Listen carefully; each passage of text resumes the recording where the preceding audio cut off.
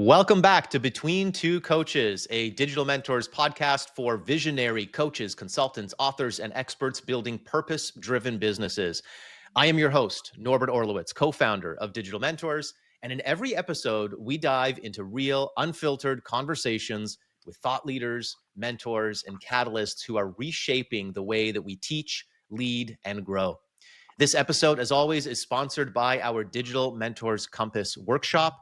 If you are a coach or expert struggling to stand out in the marketplace and enroll clients consistently or clarify your message, this workshop was built for you. It's a strategic experience that combines expert mentorship with AI-assisted tools designed to simplify your message and sharpen your strategy. So you'll walk away with a personalized marketing roadmap built for your business, your goals, and your voice. Grab your free ticket to the next live session at compassworkshop.com. Again, that website is compassworkshop.com. All right, today's guest, I'm super excited to have this conversation. Today's guest is Michael Seiler, co-founder and coach at Metta Performance. Michael brings over 30 years of experience across corporate leadership, entrepreneurship, and high-performance coaching. He has worked in industries ranging from HR and healthcare to digital strategy. He's founded multiple businesses, and he's coached everyone from national-level endurance athletes to CEOs and leadership teams. His work focuses on sustainable high performance by integrating mindset, structure, and personal ownership, helping people perform at a high level without burning out. Michael, welcome to the conversation. Thank you, Norbert. It's a pleasure to be on today. Yeah, fantastic. So I'm going to get this started with a bit of a big picture type of a question. Considering our state of the world, whatever that means to you, I think we all have a perception and a feeling and emotion around the state of the world, a little bit of chaos, a lot of anxiety, lots of speed and rushing and hustle and all of that kind of stuff. Why do you think, in terms of all of that in 2026, why do you think that coaching and mentorship is more important today than ever before? Because of the very fact of the chaos and the anxiety, it's hard to get away from it other than chucking your phone in a lake. It's hard to turn things off. And, unfortunately, we weren't all born with these natural skills of mindfulness. And these are all things that are trainable. And that's, I've found throughout my own personal career, but also then in mentoring and coaching folks that the role of the coach is to help you navigate the chaos, to help you discern fact from fiction, to help you focus back to what's the most important thing for you. Mm. And so I think that's why coaches, I'm more surprised when people tell me they don't have a coach or a mentor, because it is so important to helping you develop as a person, be a sounding board when you feel overwhelmed, when you feel anxious, because there is a lot to go out there, and it's, the system's rigged against us right now. It's an attention economy, and um, you know, a lot of what I do as a coach is helping folks navigate that so that they can learn to be more mindful, focus on the important stuff, and let go of the rest. When you say that, we were never born with, and to add to that, we're never taught how Hmm. to regulate our nervous system, how to deal with stress. I mean, unless we have these types of mentors in our life, how are we ever supposed to be able to learn these things? And I'm speaking from personal experience, working with my kids, my teenage kids, Hmm. one of which has, so quote unquote mental health challenges like we all do. And that was one of the big messages, in our conversations together. That's a lot of what I speak with her about is, of course, you're feeling anxiety and stress. We were never taught how to manage our nervous system. These are things that we now in our late teens, early 20s have to take an active role in developing. What do you see? What if I'm really fascinated with your experience? And maybe we go back a little bit and you tell us a little bit about your journey, because I'm really fascinated about your experience working with and coaching athletes in athletic high performance and how that relates to working with executives and civilians, regular people who are not high performance Right. athletes. So maybe just take us back first and share with me a little bit of your journey, how you got Sure. to where you are here today. Yeah, I think that's a good jumping off point. And someone once asked me, how did you get into coaching? And as I really noodled on that question, I just kept going back as far as I could remember of anything I saw that was coaching adjacent or coaching, looked or smelled or sounded like coaching. And it went all the way back to high school. Hmm. I was the captain of my soccer team. I was coaching other sports. Then got kids, you get into the coaching there. I grew up playing soccer. So I coached after college. I coached for a couple of years. And then as I got into the corporate world, I really realized to be a good leader versus a boss, your job is to be a coach, is to help get the most out of the person on your team, help them be the best they can every day. Not the best ever every day, but the best they can be that day. And that's the role of any leader, is to be that coach. And so that through line of coaching and helping people has been there since high school. Specifically in endurance coaching, I started running marathons, and then friends would call and say, "Hey, you did that thing. Can you help me do that thing?" And I'd say, "Sure, let me just write out a general training plan. Call me if you have any questions." I would even go pace them. And then I did that for a few years, and I was like, there's people that get paid for this. I enjoy doing it for my friends, but I could actually make money doing this, and it's something I love doing. So fast forward to about 7 or 8 years ago, as I was really contemplating what my second mountain or my second journey was going to be post corporate life, I thought I really enjoy this. I keep coming back to getting myself into situations where I'm coaching people, mentoring people. And I said, this is the thing I enjoy the most about coming to work, Mm. is helping people be the best they can. So why not make that my second career? And so I originally launched a company called Stage 22 Performance. For any of you cyclists out there, they know there are 21 stages in the Tour de France. So my tagline was, "I'm training you for the next stage." Ah, So stage 22. nice. Um, Fast forward a couple of years, and my business partner, who was also my coach, Holly Benner, who's a former professional triathlete, we were talking one day on one of our normal check-in calls, and she said, "You ever thought about partnering with anybody?" And I said, "Well, there's only one person I'd partner with, and that's you, because our philosophies are very similar."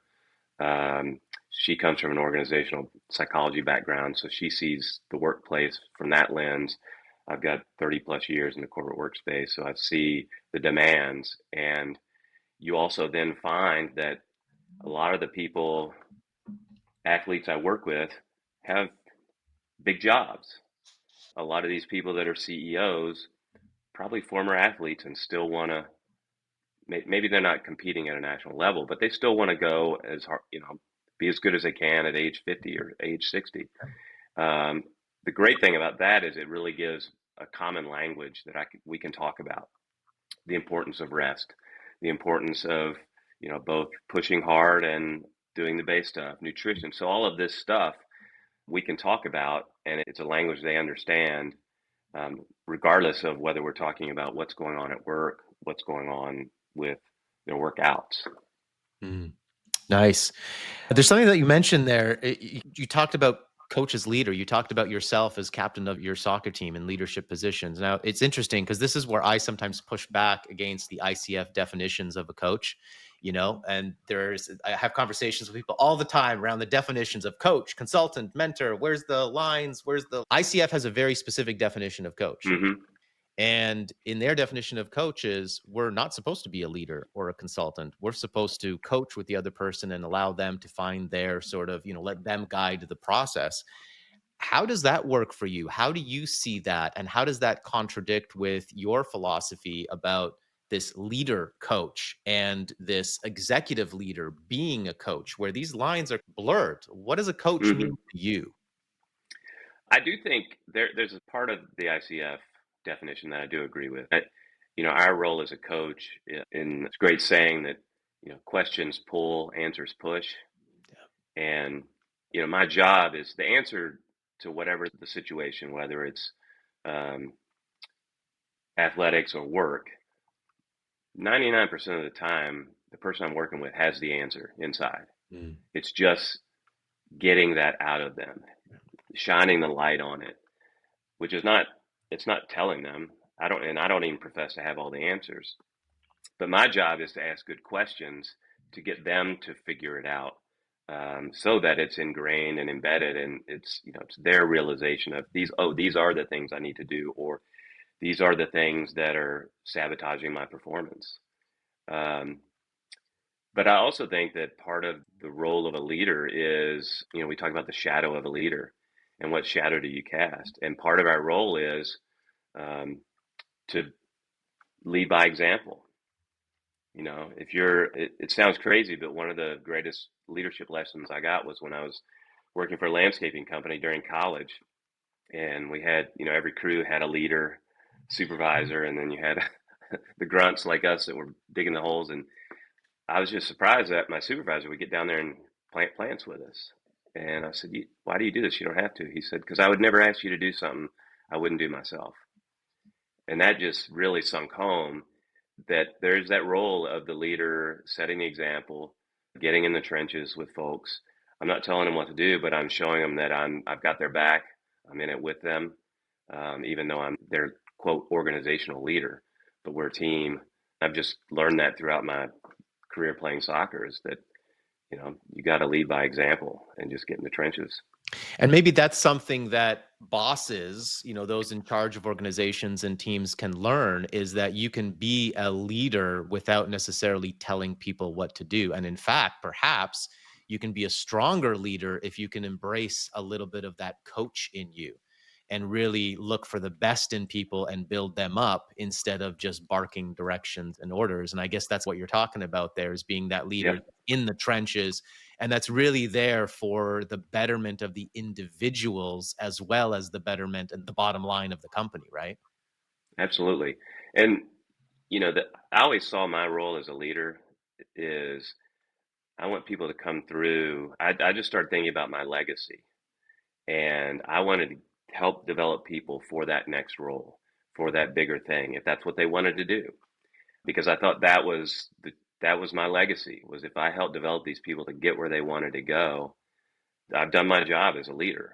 I'm not threatened. I've had many people who went on to bigger and better things than I ever did, but I love it when they, will shoot me an email or a text and said, "Man, thank you for all the help you gave me, setting me up to be able to take this on." Yeah. Yeah. It's a humbling feeling getting those Yes, messages. Yeah, absolutely. yes. I know. Hustle culture.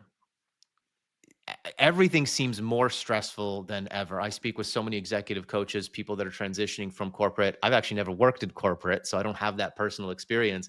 But speaking with all the people that have, there is just more and more pressure, more and more work for less reward, more Hmm. uncertainty, more tension, more conflicts, within organizations, between people. And, this whole hustle culture, it's like we're all working harder. We have less time for ourselves, less time to relax. How do you create sustainable performance in this environment of chaos and push and hustle and everyone just fighting just to stay going, just to keep going? Am I wrong in even that analogy, No, or is that a fair analysis of what's happening for people? that's a fair analysis. And one of the things so one of the ways I approach it, and we were talking earlier about having this athletic language that we Yeah. can explain things to people in the business context, is, where the basic tenets of athletic training is periodization. So it's usually a 3 to 4 week cycle. It's 3 weeks of building in volume and intensity, and then a week of recovery. But if you're in a corporate world, I worked for a Fortune 50 company, and the reward for knocking that project and getting it done was one or two more projects. Right. And so I'm calling for this. Can we bring a periodization approach to how workplaces operate? So, for example, especially project based, where you can say you're going to be on this project for, we'll call it 8 weeks. And then we're going to build a buffer of a week to two where you're just, you're either picking up stuff you had to put aside to take care of this project, but just this downtime, this quiet time where they can recharge, because that's when the learning sink in. That's how training works. It's not the actual workout, it's your body's adaptation to the stress that you put it under. But Mm. if you're constantly stressed, which most of us are with cortisol levels through the roof, there's no recovery, there's no adaptation. And so, absent of being able to go into a company and say, look, here's how you should do it, give a break between a project, I work with my folks to figure out, okay, can you find 10 minutes in your day where you're going to play the guitar, you're going to just stare out a window, but finding that 10 minutes or whatever it takes to get a reset, Mm. um, so that your brain can get a little bit of recovery. It's also why I talk a lot about with corporate clients, how do you sleep? And they're like, what's sleep got to do with it? I said, well, that's the only proven recovery tool. If you're not sleeping well, you're not going to perform well. How's your nutrition? And they're just surprised why I'm asking all this stuff. They're like, well, how do I get to be a director? I'm like, well, this is the stuff.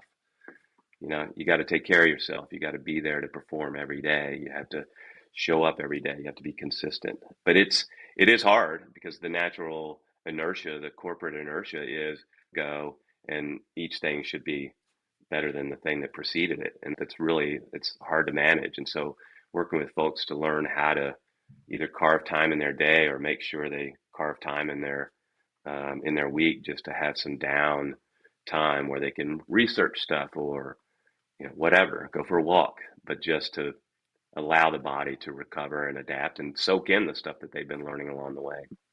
Yeah, I'm just thinking about because we've just come out of Christmas and New Year's. It's January 8th when we're recording this. And this last couple of weeks was definitely like a downtime for me to be able to plug out and step back and get perspective on everything that we've Hmm. been doing over the last year or 2 years. And I think that's so critical for entrepreneurs, business owners for sure, obviously, but for employees, executives who are just in that constant grind. It's so important to take the break. You talk a lot about mindset, but you have your own sort of everyone has their own perspective on what does mindset mean? What does mindset work, right? You talk about mindset as story. Because a lot of Hmm. times when we think about mindset, maybe we think about motivation, we think about, a growth mindset, the right thoughts that we're thinking, all that kind of Yep. stuff. But what do you feel is how does looking at mindset as the story that you tell yourself, how does that shift the way that people can approach their mindset work? So my definition of mindset is it's the story we tell ourselves about ourselves. Yeah. I'm going to repeat that again because it's the story we tell ourselves about ourselves. And that story is on infinite repeat. Mm. Do you meditate by any chance? Not as a regular daily practice, but I like to do guided meditations, audio guided Perfect. meditations and breath work. And I'd say I do it pretty consistently a few times a week. Yeah. Great, because that you sit down and you're starting to meditate, and your brain is just you just, and it's doing that all the time. Yeah. We don't always hear it, but it's doing that, and then it just keeps repeating. And that's why often for a lot of folks, getting into a meditation practice or breath work is really hard to get that mind to silence, to quiet it down. But we have these stories in our brains. There's a great thing. I started really getting into the Stoics recently. Um, but there's this word they use called fantasia, Mm. which is really when something happens, somebody says something to you, an event happens, it's neither good nor bad. It's neutral. But our brain creates an impression, this fantasia, about what it is. It was horrible. It was the best thing that's ever happened. It was meh. And then if it's tended, we're wired to protect ourselves, so we tend to focus on the negative. And if that negative story starts getting in a loop, that's the story we're telling ourselves. I'm not good enough. I don't deserve that promotion. I'll never qualify for the Boston Marathon.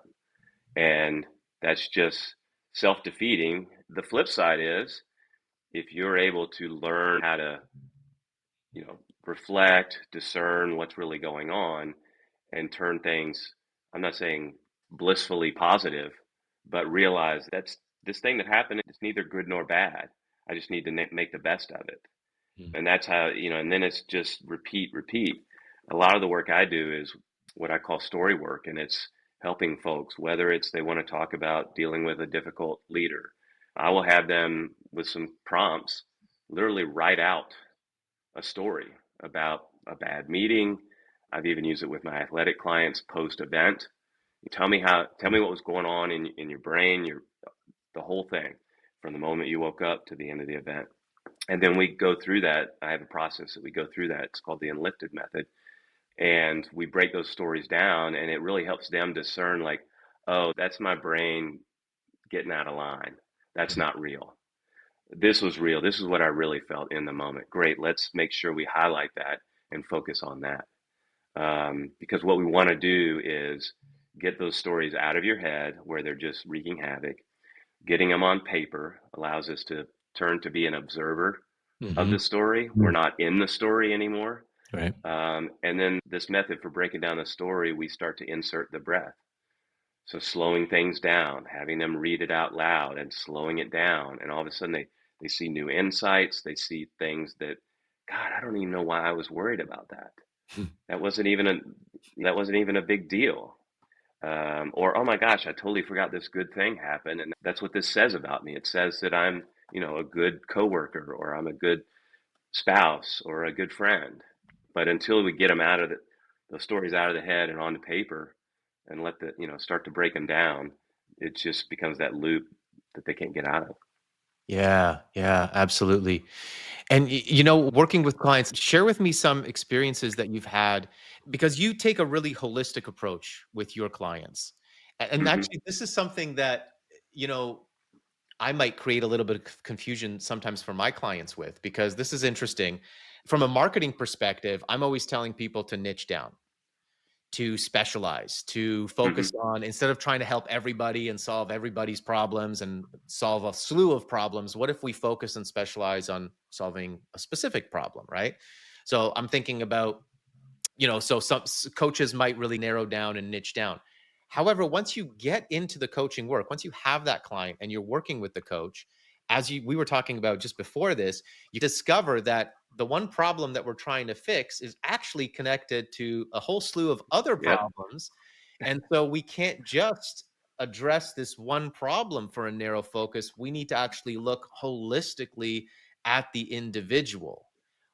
Share with me a little bit of that experience for you, because you've worked with athletes who obviously have specific problems, different problems Hmm. than executives do. How does the coaching really become similar when you get to the root of the issues? Yeah, honestly, I think all coaches should be. I agree with you. You do need to know what you're good at and go deep on that. But I just don't know how, as a coach, you can't ask about the rest of the picture, because you're right. Sometimes the problem, um, if I'm just working with an endurance athlete and they're having trouble with their workouts, they're not hitting the numbers they used to hit. If I'm just solely focused on questioning, like, well, how did you feel in the morning? What was the temperature? Or, were you wearing old shoes? I may not get the real problem. The real problem is, oh, they've got their husband's been traveling for the past couple of weeks, and so been having to pull both duties, taking care of the family and trying to do this. Oh, well, maybe the answer is we need to dial the training back Mm. to allow you to get a little bit, to bring the scales a little bit more in balance. And then once the spouse returns or whatever the situation, you can then bring the training up.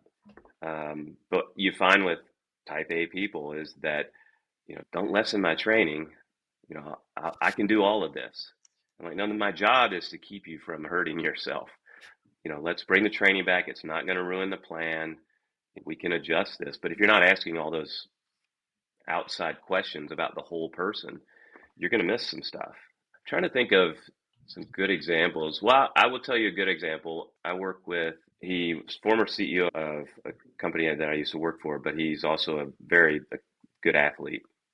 And like like a typical CEO, he's, hard charging. It would be easy for him to just burn all the candles at both ends. And so it's been just a constant, conversation of, we talk about, well, what's your travel schedule? What does that look like? Okay, do we need to make some adjustments here so that we can make sure that he's getting enough sleep, that he's, eating well, that he's, ready for that big board meeting? but also wants to do well when he's out riding his bike. So it's having those conversations, understanding the full picture of the person and what's going on in their life makes you that better coach. Whether you're an executive coach, when I'm talking to, you know, executives, one of the things I want to know is, what do you do for exercise? What do you do for mindfulness? That could be going out for a walk, could be whatever it is. And if they're not currently doing anything for exercise, I'm like, okay, we're gonna start walking, because that's, we just know how important that is to our health span, but also our ability to perform. So I think it's incumbent upon coaches to ask those questions about the whole person.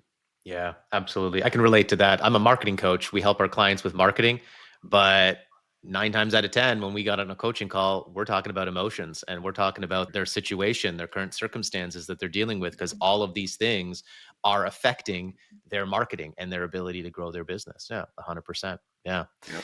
Let's talk a little bit. Let's shift the focus a little bit and talk about the business of coaching, because I'm really Okay. interested, and I think our listeners will be interested to hear your journey as a coach as well. So you told us a little bit about the transition, and then you told us a little bit about getting into partnership. I'm interested in that because a lot of the coaches that we work with, and the majority of coaches that you see online, they are solo coaches. Most Yeah. coaches work independently as solopreneurs, find their own clients, coach their own clients. But you've started now a partnership, and you've got 4 Hmm. coaches all together now. We've got 4 total coaches. Yeah.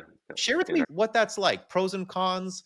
Would you recommend it to other coaches? And how do you guys navigate, making sure that all 4 of you coaches are eating, are getting enough Mhm. clients or sharing, how does that all work? How does that partnership work for you guys? I'm interested.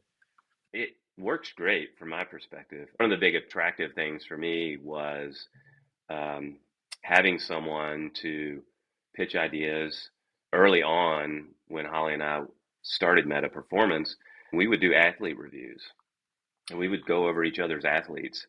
But having someone that has a different perspective, Mm. I have done triathlons, but she's a professional triathlete. So when I'm coaching triathletes, if I have questions about something or need help with, can you look at their file and see, am I missing something? It's great having another set of eyeballs to come in and give a different perspective, see stuff that you haven't seen. Good example was I had an athlete that, despite my belief in the training, just couldn't break her goal time for a half marathon. And it was a head scratcher. I could not figure it out. I deep dived in the software we use. I finally said, Holly, can you please take a look at her files? And she spent a couple of days doing that. And we got back on the phone and she said, well, she pulled up like 3 different workouts. And she said, look at this and this and this. This is, basically this person was sabotaging their, and I was like, oh, yeah, I would have totally missed that. Yeah. Clearly I did. So it then allowed me to go have a really not an easy conversation with my athlete, but it was like, hey, what do you think's been holding you back? Because I want to talk about it. And, it helped us have a really good conversation. And, 6 months later, she ended up, beating her PR and getting her goal time. Um, the other thing I think that is great about the partnership, and now as we've added more coaches, is just, again, more perspectives. One of our newest coaches is my daughter, who just finished. I'm not saying she's finished her cycling career, but she's taking a long break. But she spent the summer racing professionally in Belgium, and so bringing her on, she's raced against the World Tour champions in these races in Belgium. Like, so she can speak to that. Mm. She knows how hard it is to work. She brings that level of expertise, even though, she's 23 years old. She's got this amazing expertise that I often ask her questions of, what do you see in this? Or, what would you do differently here? So it really brings that ability to share ideas. We were talking about it early on. One of our other new coaches, Sean, who also has a couple of podcasts, he was pitching the idea of podcasts, and I was initially like, I just don't want to do it. Seems like a lot of work. But he kept harping, put together a good plan, and finally said, okay, I'm going to lean in. We're going to do it. And it's been fun. And I've been surprised by the number of people who have agreed to come on, but it's just, people want to share their stories. And so bringing new things to Metta has also been a result of having a partnership, having other people who can, what's the saying? Many hands make the work light. Yeah. And that's true, is that we're able to diffuse some of the workload to folks and share ideas. So it's been great for us. Awesome. And let's talk a little bit on the marketing side, client acquisition, getting clients. That's always a big challenge for coaches, especially just getting started. They just got certified, they're making the transition. And then even for coaches who've been in the game for a while, a lot of inconsistency I find. People tap into their warm market, they get a few referrals, they get a few clients, Hmm. but it's, inconsistent. What's worked for you guys from the marketing side? Because, online marketing can get really complicated. That's where we focus. But, what's worked for you guys to get clients and then grow your business and create some consistency in your business as well? A couple things. I think one, like when I started Stage 22 Performance, I was the solopreneur. Yeah. I had been in marketing, but I am not a marketer. So my stuff was okay. But when we formed Meta, I have a good friend back in Louisville, Kentucky, who does marketing for a living. And so we hired him to basically help us with um, not so much our business strategy, but it helped hone our message. What are we offering folks? What's the, things like what's the type of client that you're after? Who are the people you want to work with? Because the challenge I found early on in my coaching career was like, I just got to get some athletes. And there were a couple, I'm not going to lie, I did not enjoy working with them. And I was glad when they said, I'm going to go a different direction. I'm like, oh, okay, that's too bad. Whew. So it really helped us refine our messaging, really hone on the type of people we wanted to work with. So knowing that, we started really revamping the way we used Instagram, the way we did our messaging. Um, it also, one of the other things was going on podcasts just to get part of it. I started going on just for me to work on my talk track and get Hmm. comfortable. But it's also a great way to reach people because you never know who's going to be listening. Um, in fact, and one athlete I've been working with now, gosh, we're going on 3 years. Um, he found me. When he called me, I was like, I don't even know who this person is because most of our stuff comes word of mouth, referrals, that kind of thing. And so we got on our discovery call, and I said, how'd you find me? Because he's in Virginia, I was in Kentucky at the time. And he said, oh, I was listening to this podcast and I really liked what you were saying. So I started looking you up on USA Cycling and Strava and saw you were a single speed cyclocross racer. And that's what he does. He said, I figured we would click. And sure enough, we've been working for almost 3 years now. So it was really building the messaging, picking the channels that we felt the most comfortable promoting. So ours is Instagram. We do post on Facebook, but that's not our primary medium. Doing podcasts, and then we do some events. So putting on like clinics, or it's a running clinic or camps, we'll do that and I'll open it to the public. I think you just have to get yourself out there just to get noticed. I think it's a little different on the corporate side, and a lot of that tends to be truly network driven. Who do you know? Do they think of you when they need you? So I think that's the athletic side's a little bit, I think, easier because people know me like as an athlete, so they're like, "Oh, he must know something." Um, and then it's just you just got to keep doing it and just consistently be out there, sharing. And I think it has to be personal. We were really adamant that it had to come through so that they understood our personalities. Because I'll be the first to say I'm not the coach for everybody. And I'm sure there's been some people that I've worked with that are like, whoa, he's not for me.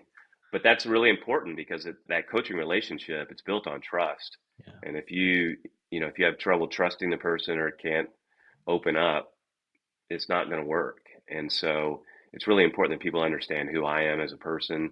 I want to know who they are as a person. And it truly is that first call is an interview. Can I work with this person? And I'm telling them, you need to figure out if you can work with me. Right. If not, I will refer you to one of our other coaches. I know a ton of coaches in the business. I'll refer you to them. I want you to get a coach because I think everybody should have one. But if I'm not the person, well, let me help you find one. Yeah. I love that. I love that attitude of just collaboration and abundance and knowing that this is a massive market for us as coaches. Yeah. And we just Yeah. need a tiny little sliver. I think this is where we have an unfair advantage in the marketing space in competition with other industries and stuff, is we only need a handful of clients. We don't need to build a massive audience. You don't need 1 million followers Hmm. on Instagram, all that kind of stuff. You just need to connect with your right people. And I love what you've done. When I asked you about the marketing, you shared about your messaging. You hired somebody to help you with your messaging, which is the foundation of any successful marketing campaign. I love the way Yep. that you guys have brought your past experiences into your branding and your messaging. The fact that you're a cyclist and you work with athletes, like, you're not just going to change that or let that go. Mm. You're bringing that in with it so you can continue to coach those athletes and expand into corporate and executive coaching as well. So I think you guys have done a lot of really good things there. Maybe you could share with some of the coaches listening, perhaps those that are in the messy middle right now, Hmm.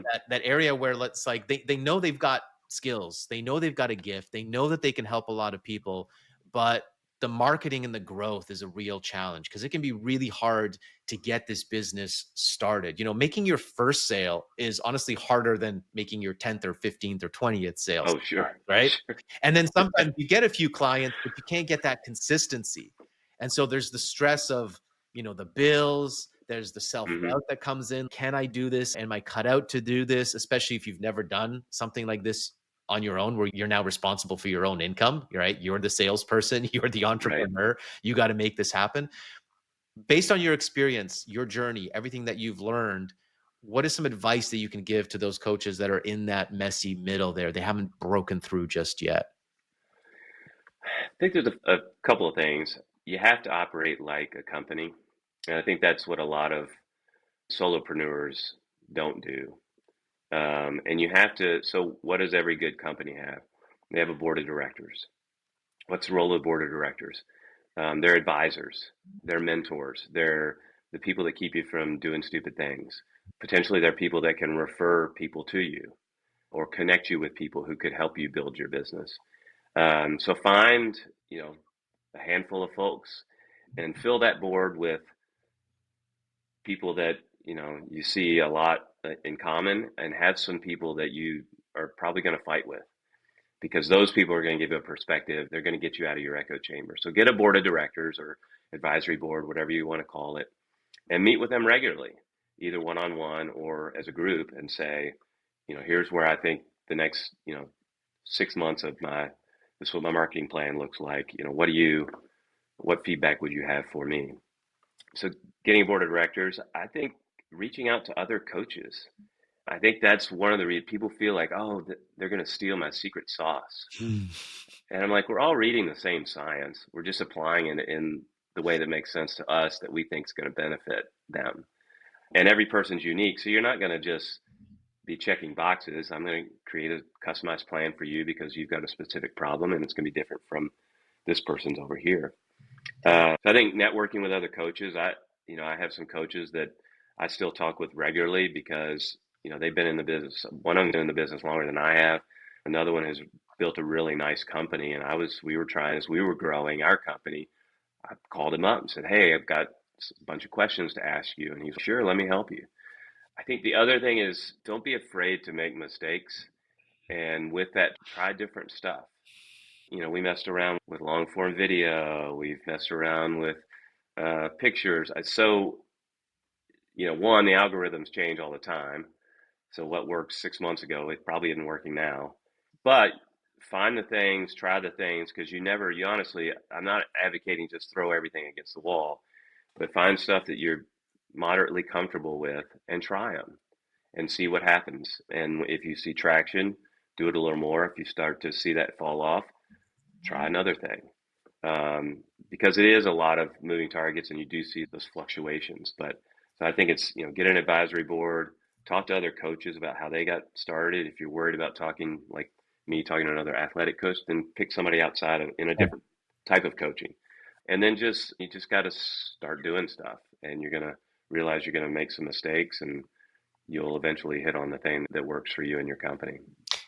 And let's connect that to the mindset thing, right? To the story thing.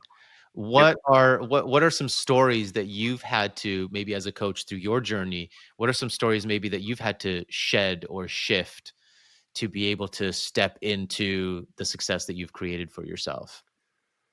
Oh, I think the biggest one is just imposter syndrome, and it's Right. still, Yeah. You will never turn the imposter syndrome down. The best you can do is just turn the volume way down.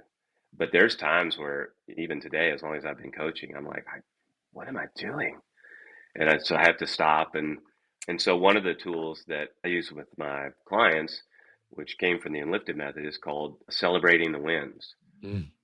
And so for these coaches in the messy middle, one of the things I would recommend is just, we all probably have little notebooks that we keep right by our desk, is once a week. It's not a gratitude journal. It's sit down at the end of the week or the beginning of the week, and in full, complete sentences, not bullet points, just write down your wins for the week.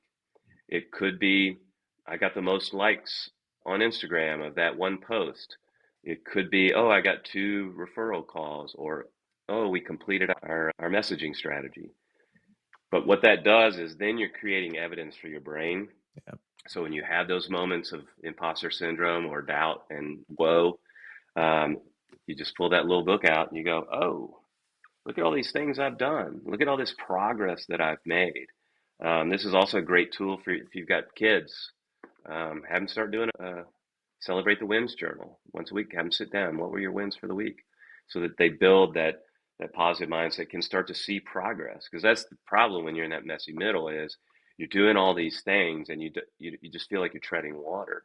Mm-hmm. And without some reflection, am I moving in the right direction? You're just going to languish. But it will also help you if you're struggling to find wins.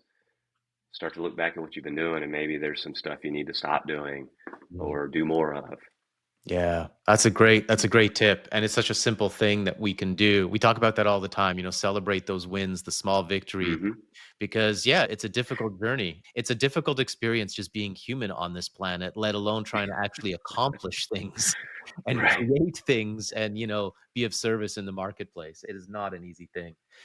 Listen, Michael, this has been awesome. Why don't you tell us a little bit about how you serve clients? Share with us, where people can get in touch with you. You mentioned Sure. Instagram, you've got your website, and really speak to who it is that you're looking to serve and help and how you help them.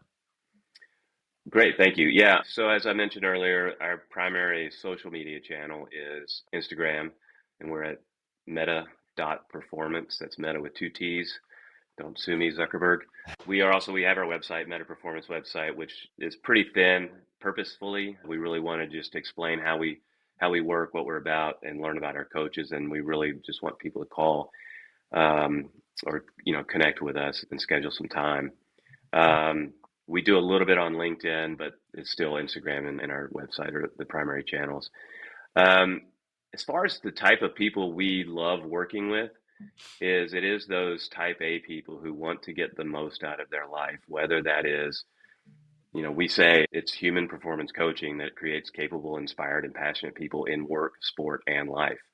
We want those kind of people who are eager to get the most out of their life, because you are right. We've got a finite time on this earth, and let's make the most of it. And we want to help those people by coaching the whole person. We may be primarily focused on executive coaching or athletic coaching, but we really want to work with the whole person so that they get up and perform the best they can every day. Awesome. Thank you for that. Well, this has been a great conversation. It's been great to connect with you. Great to learn from you and just hear your experience and wisdom from inside the trenches here, making a difference in people's lives. So thank you very much. We're going to leave all of the links there in the show notes and description so that you can connect and check out their website and connect with them on Instagram as well. And if you're a coach, consultant, trainer, or expert, and you're still looking for clarity in your marketing, just going to remind you about that workshop, Digital Mentors Compass Workshop. That website is compassworkshop.com. Grab your free ticket. And if you enjoyed this episode, please share it with your network. We are a growing podcast, so we need your help. Share, leave us a review. We would appreciate all of that. Michael, thank you again. Thank you, Norbert. This has been an awesome conversation between two coaches.